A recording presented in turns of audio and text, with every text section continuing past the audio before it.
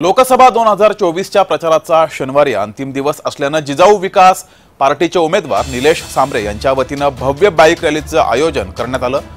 शनिवारी दुपारी फटाक्यांची आतषबाजी आणि निलेश सांबरे यांना क्रेनच्या सहाय्याने पुष्पहार अर्पण करून बाईक रॅली काढण्यात आली।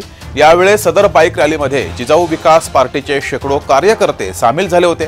दरम्यान सदर रॅली साईबाबा बायपास मार्गे कल्याण नाक्यावरून आनंद दिघे चौकातील डॉक्टर बाबासाहेब आंबेडकर यांच्या अर्धाकृती पुतळ्यास पुष्पहार अर्पण करून 3 बत्ती मंडई नाक्याकडून छत्रपती शिवाजी चौकात या भव्य बाईक रॅलीचं विसर्जित झालं।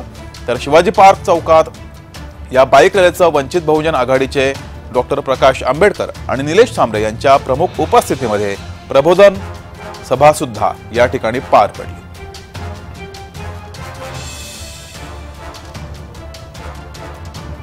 तर भिवंडीमध्ये अपक्ष उमेदवार म्हणून निलेश सांबरे यांचा जोरदार प्रचार सुरू आहे।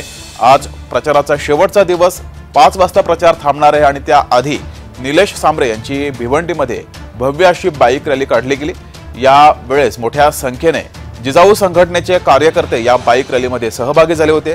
संपूर्ण भिवंडी परिसरामध्ये ही बाईक रॅली काढण्यात आली होती। ही दृश्य आपण पाहतोय, मोठ्या संख्येने नागरिक कार्यकर्ते या बाईक रॅलीमध्ये सहभागी झाले होते। यावेळेस निलेश सांबरे यांच्यावर पुष्पवर्षाव सुद्धा केला गेला। तसंच या बाईक रॅलीच्या शेवटी प्रकाश आंबेडकर सुद्धा या बाईक रॅलीमध्ये सहभागी झाले होते आणि त्यानंतर शेवटी निलेश सांबरे आणि प्रकाश आंबेडकर यांनी संबोधित सुद्धा केलंय। काय सांगाल, आजची प्रचार रॅली आहे आणि काय सांगाल? या भिवंडीतील जनतेचं प्रेम आहे।